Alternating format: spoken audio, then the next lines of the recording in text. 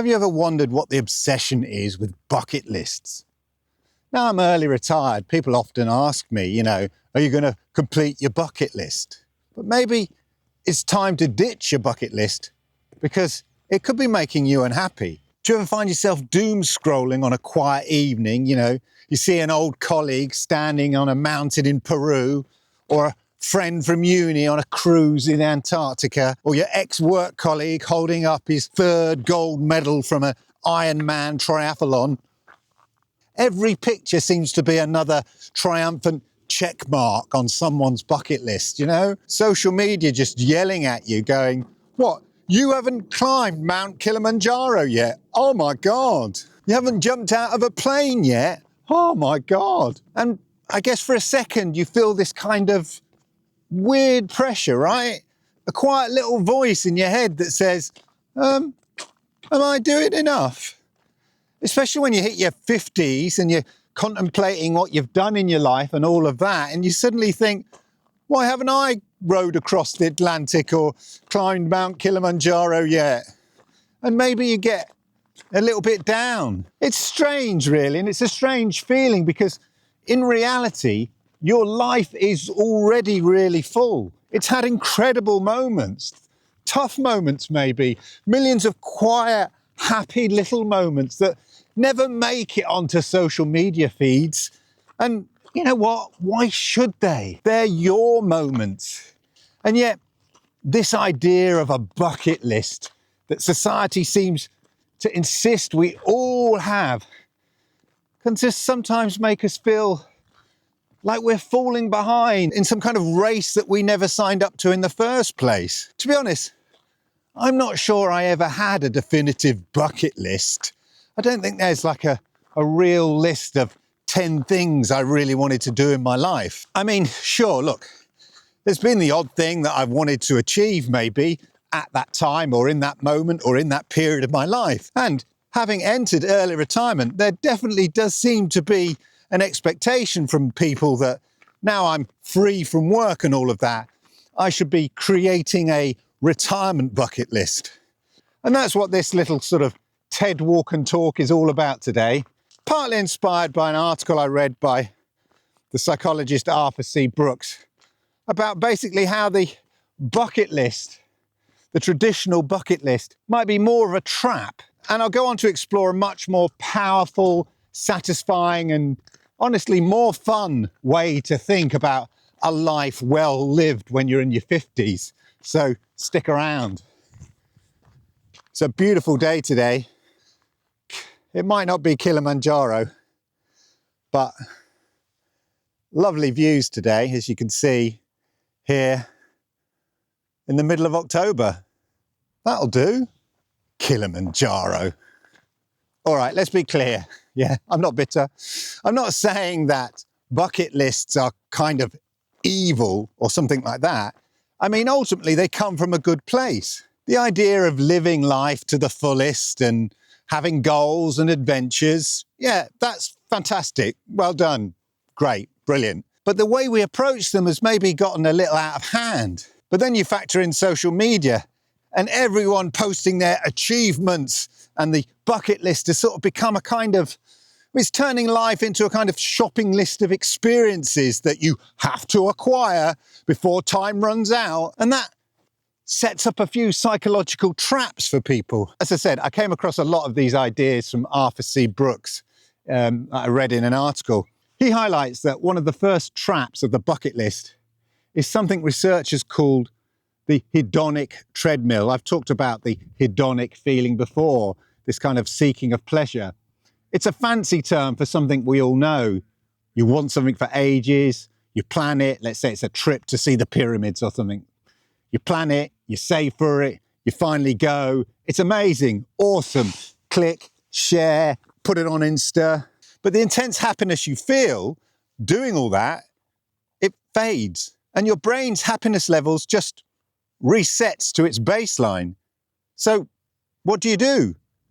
You start looking for the next big thing to get that high again, the hedonic treadmill.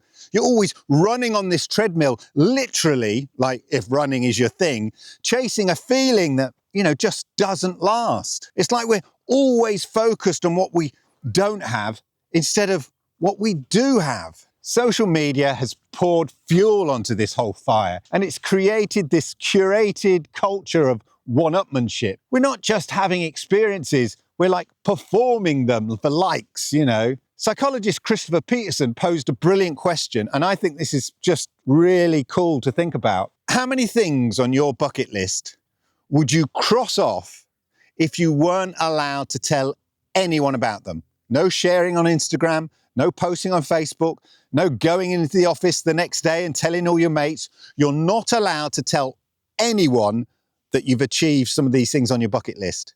Look at your bucket list and ask yourself, which of these things would actually be on it if I wasn't allowed to tell anybody about it? No sharing, no social media, no bragging in the office.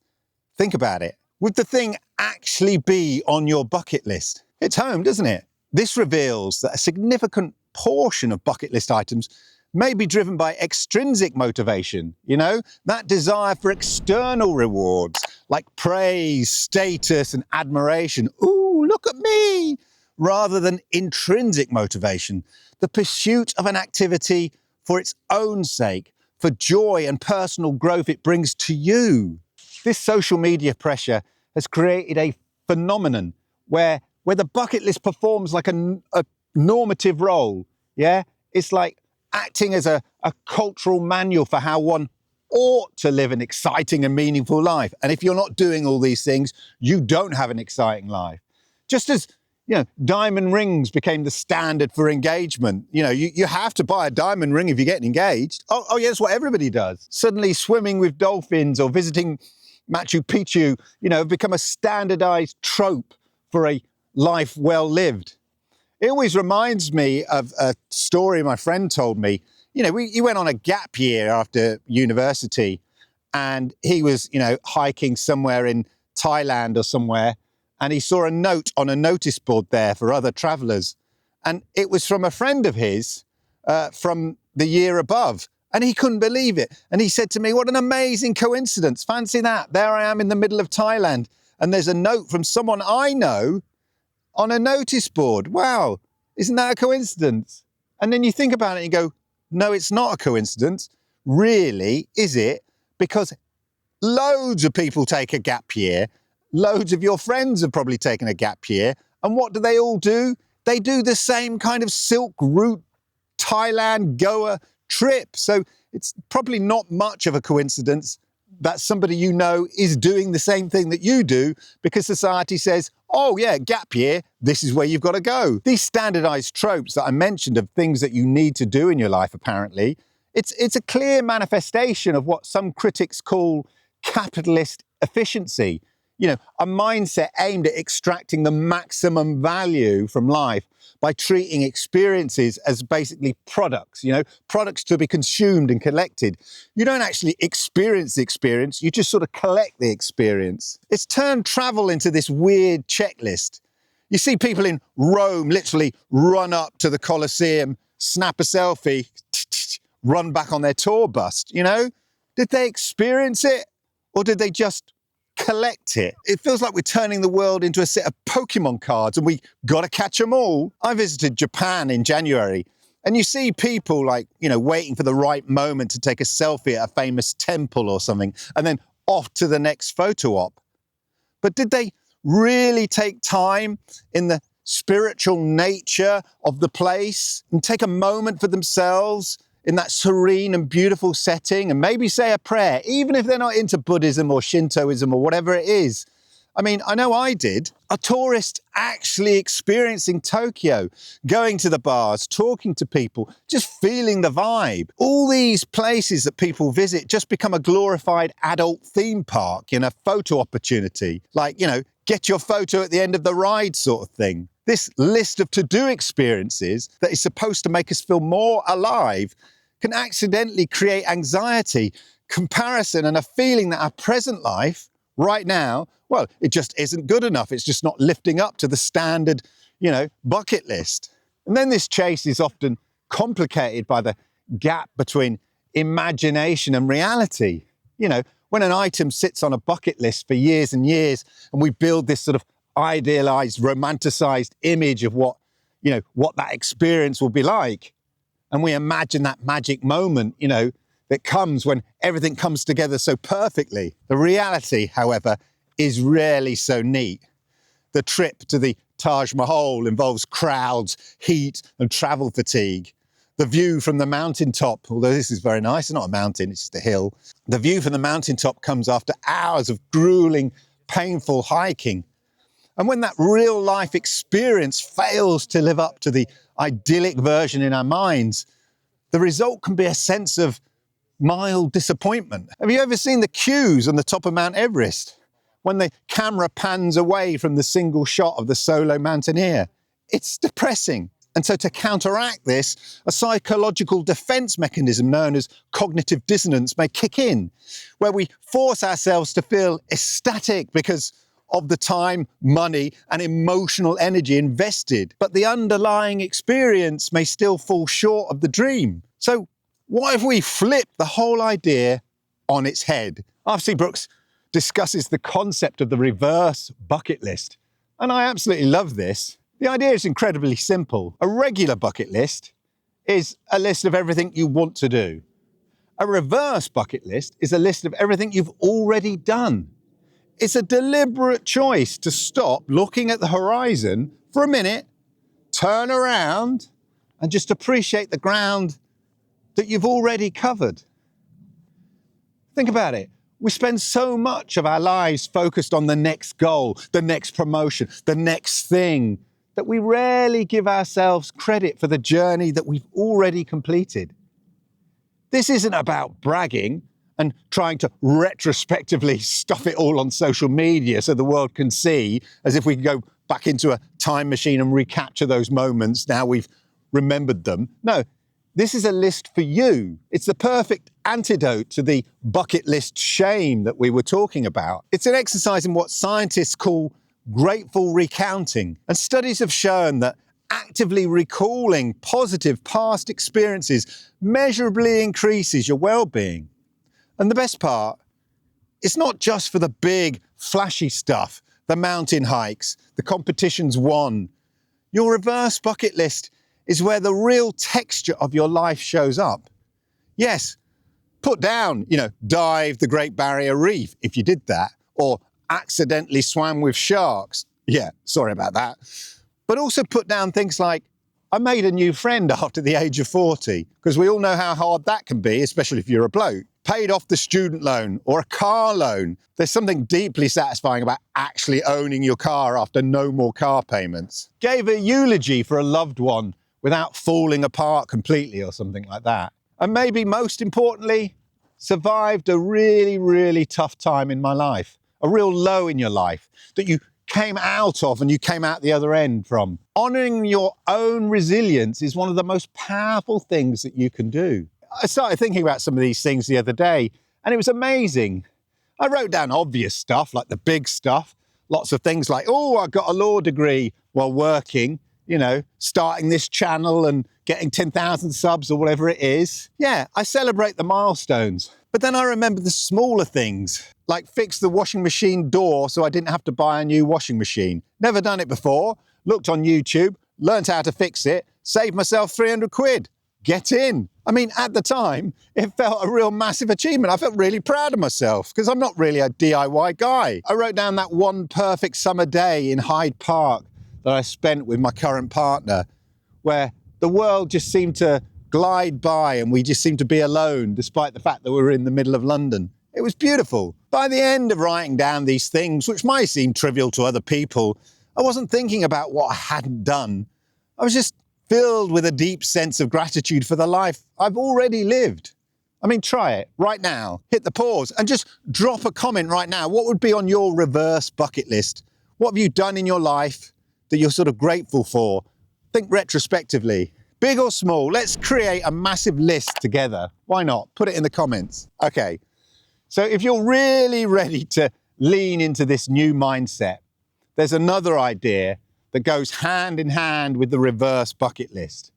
And it's called the anti-bucket list. Now, This isn't about past achievements. No, it's a celebration of the simple, familiar, repeatable things that bring you joy right now, right? In your everyday. The stuff that makes up the beautifully ordinary fabric of our lives. If it was my anti-bucket list, it would be things like the first cup of coffee in the morning, you know, when the house is really quiet and still. This is all part of my daily ritual, and I spend time in that moment as I always try to master a perfectly feathered milk pattern in my cappuccino, you know, in my latte. Or going for these walks on days like this. It's got a bit more cloudy now, but when I set off, it was beautifully sunny, as I said, even though it's the middle of October. Or rewatching an old TV series from my youth. Like, I started rewatching Monkey. Monkey Magic, which is on Amazon Prime. I was talking about it with a friend recently. I suddenly saw it on Amazon Prime and it's bringing back so much nostalgic joy for me. Basically, it's about finding the mundane and realizing that a great life isn't just about a few big highlights, but a steady accumulation of these small, cherished moments in our life. And the favorite part of this for me is you can always create a I don't want to do list in a world that screams, do more, be more successful, with social media influencers telling us to run more, pump more, buy more, be more. There's incredible freedom in just saying, you know what? I've absolutely no desire in the world to run a marathon. Thank you very much. Or go to a massive music festival. Been there, got the t-shirt, and sleeping in a wet, cold tent with toxic toilets. No thanks. And as I said before, have you seen the queues to get to the top of Mount Everest? It's disgusting. So on my official I don't want to do bucket list, skydiving. I've no desire to jump out of an aeroplane right now. I also have no desire to go on a 10-day silent meditation retreat. Thank you. 10-minute one. Yeah, I'm in. Maybe. 10 days? Nah, no thanks. And it feels good to own that, yeah? To say these are the things I don't want to do. Another great suggestion is that if you do have a bucket list, cross things off that bucket list before you do them. Don't wait. Now, you might think, that's very counterintuitive, Clive. It doesn't make any sense. Trust me. Say you want to cycle the length of France, yeah, because you're into cycling and all of that. It doesn't need to be on a list. If you're going to do it, you'll do it.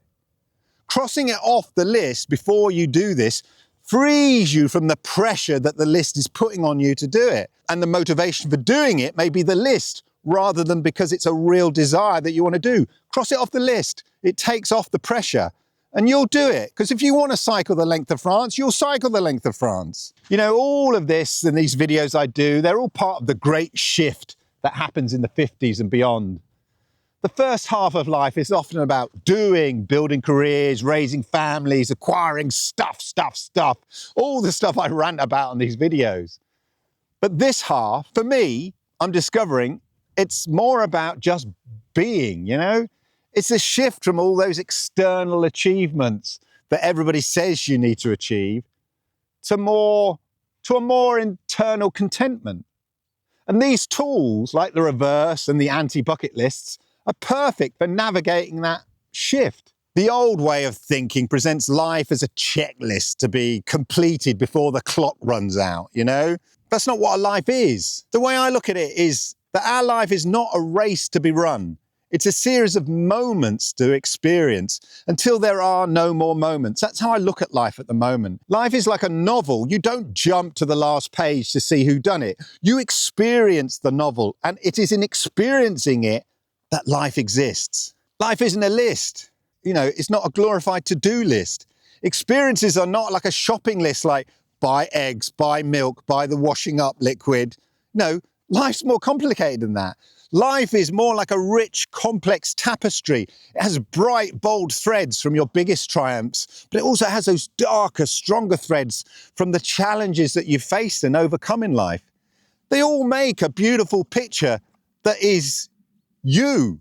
You are the sum of your experiences, big and small. The reverse bucket list philosophy, this approach to bucket lists, is a way of stepping back to admire the whole tapestry. So the invitation here, I guess, is to throw away one list for another, yeah? It's a shift in perspective. It's about stopping the frantic race to fill a bucket and realizing your life is more like a treasure chest that's already overflowing. Your job now isn't to acquire more treasures, but simply to rediscover, polish, celebrate the ones you already possess. So there you go. Let me know what you think in the comments. Do you have a bucket list? Do bucket lists kind of interest you at all? Just put it in the comments down below. And of course, if you've liked this video, please hit the likes, because I like it, YouTube likes it, and it helps people like you find content just like this. And of course, if you're new to my channel, then do me the great honor, please. Could you hit the subscribe button, toggle the notification bell, and that way you'll know when I upload videos just like this. And talking of videos just like this, why don't you check out the videos right here? These ones here. Yeah, the ones over here. Pay attention. You'll love them. Thanks for watching. Cheers.